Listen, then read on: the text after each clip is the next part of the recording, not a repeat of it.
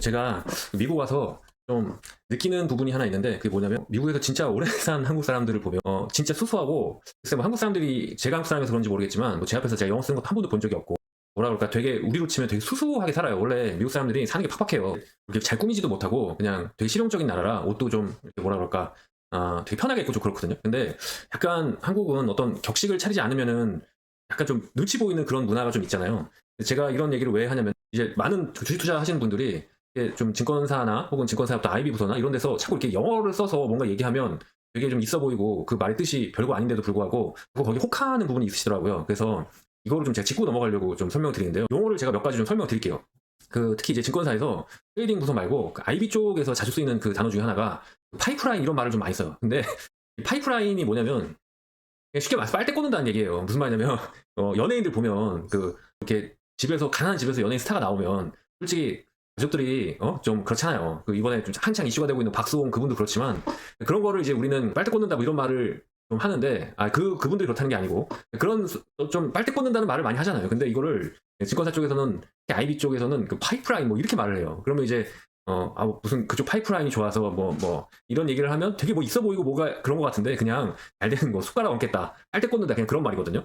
네, 그리고 가끔 이제 저도 이게 닭살 돋는 말들이 있는데, 우리 어제 회원분 한 분이 얘기를 하다가 피어그룹의 멀티플이 높다 뭐 이런 얘기를 하셨는데 제가 순간 너무 닭살 돋아가지고, 피어그룹 뭐 그러니까 한마디로 얘기를 하면, 뭐 우리 네이버가 있는데 피어그룹이라 그러면은 그냥 뭐 그 네이버랑 같은 일을 하는 뭐 미국의 구글이거나 뭐 저기 일본에도 뭐가 있겠죠? 일본에 야구가 있나요? 그리고 뭐 이런 애들이 있을 거 아니에요. 그냥 우리로 치면 그냥 모집단 뭐 이런 거예요. 그 다음에 멀티플은 이제 대부분 이제 상대적 PER을 많이 쓰니까, 밸류에이션 할 때 그렇게 되면 쟤네가 PER 30배 받으니까 우리 10배인데 우리도 한 30배 받아야 되지 않냐, 이런 거예요. 그러니까 이게 그 의미를 잘 보면 진짜 아무것도 아니고, 그리고 진짜 별 내용이 아무것도 아닌 거거든요. 근데 이게 유독 그 증권사 리서치 센터나 그 IB나 이런 쪽에서는 그렇게 이런 말들을 좀 안 써도 되는데 이런 말들을 하고, 또 이런 말을 들으면 왠지 일반 투자자들이 되게 뭔가 높다 이런 생각이 들거든요. 그러니까 어떤 뎁스가 높다 이런 거에 빠져서 그런지 너무 많이 물리시더라고요. 그래서 제가 좀 당부드리는데, 이게 미국 오면 있잖아요. 진짜 여기 오래 산 사람들, 한국 사람들 보면은 정말 평생 막 진짜 백인 마을이나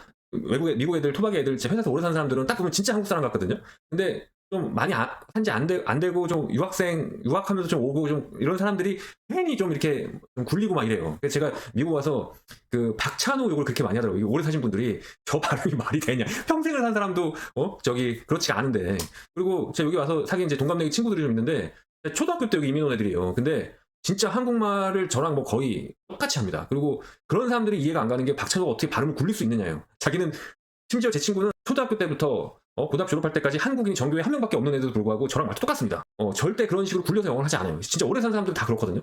그러니까 제가 이 얘기를 왜 하냐면, 특히 이제 증권사 쪽에서 무슨 말도 안 되는 무슨 뭐 멀티플이 뭐 피어 그룹이 뭐 스트림 라인이 뭐 이런 얘기를 하면 다 말도 안 되는 소리니까, 그런 거를 좀 너무 이렇게 혹하지 말았으면 좋겠어요. 왜 그러냐면, 이 못된 새끼들이 자꾸 이런 말을 많이 쓰고 뭔가 좀 어려운 말을 쓰고 그러면은 개인 투자자들 그냥 우려먹기 좋다고 착각하는 것 같아요. 제가 봤을 때는. 자꾸 막 이렇게 어려운 말 많이 쓰면서 막 이렇게 펌프질을 하면 공모가 많이 높이고 막 이러거든요. 사실은 그런 움직임이 많아요. 그러니까 저도 이제 보면 IPO 팀들이랑 일 좀 했었는데, IPO 팀 보면 그 초기 수급 이제 공모 청약할 때 기관 투자 중에 외국인 늘려고 되게 노력 많이 하거든요. 미국 쪽에 아는 지인 있으면 진짜 소액이라도 좀 받게 하려고 막 그래요. 왜냐면 이런 게 뉴스화하기 좋잖아요. 막 월가에서도 관심을 가지고 있는 막 이런 거. 나쁜 새끼들이죠. 근데 한편으로는 좀 씁쓸한 게, 그런 식으로 막 이렇게 외래어 쓰고 뭐 있는 척하고 미국 애들 막 연출 다서 막 진짜 소액이라도 받게 하면 내실은 하나도 없으면서 포장하기가 좋고, 또 그 포장이 먹힌다는 게 짜증이 나는 거예요. 그래서 저는 좀 그런 거에 안 당하셨으면 좋겠어요. 그리고 저도 지금 저랑 같이 일하는 친구 하나가 옛날에 무슨 회의하는데 웨비나를 연다고 막 그래가지고, 웨비나가 도대체 뭔데? 이랬더니 웨비나도 모르냐고 막 면박을 주더라고요. 네이버에서 웨비나 찾아봤더니 그냥 회의한다고 하지 뭘. 그죠? 그리고 얼마 전에는 HTS 딱 주식하다가 보니까 이베스트 투자증권 플로깅 뭐 이렇게 나와 있더라고요. 플로깅, 내가 미국 사는 애들한테 물어봤어. 플로깅이 뭔지 아냐고. 아무도 몰라. 그거 무슨 덴마크인가 어딘가에서 온 말 같은데, 아니 그냥 쓰레기 주우러 간다고 하면 되지, 무슨 플로깅이야. 난 진짜 너무 닭살 돋아가지고 내가 플로깅이라는 말을 기억을 해요. 여러분, 근데 이런 좀 주식 투자 하시는 분들은 이런 좀 그런 느끼한 말들 속지 마시고 그냥 본질만 보시길 바랍니다. 요즘에 보면 한국이 전반적으로 이렇게 뭐 똑같은 일을 하는데 이렇게 이름을 외국스럽게 지으면 뭐 가치가 틀려진다고 좀 생각하는 사람들이 많은 것 같아요. 뭐 그런 거 있잖아요. 뭐 잘 쓰는 단어 중에 하나가 뭐 코디네이터, 뭐 플래너, 그죠? 매니지먼트, 뭐 이렇게 직업을 약간 바꾸더라고요. 근데 저는 오히려 이렇게 생각합니다. 그렇게 자꾸 외래어로 이렇게 뭔가를 포장하는 사람들은 자신이 없거나 자부심이 없거나 아니 뭔가를 시장에서 이득을 얻은 사람이에요. 근데 본질은 똑같습니다. 본질 똑같아요. 예, 특히 이제 증권 쪽에서 밸류에이션 할 때 뭐 어려운 용어 쓰면요.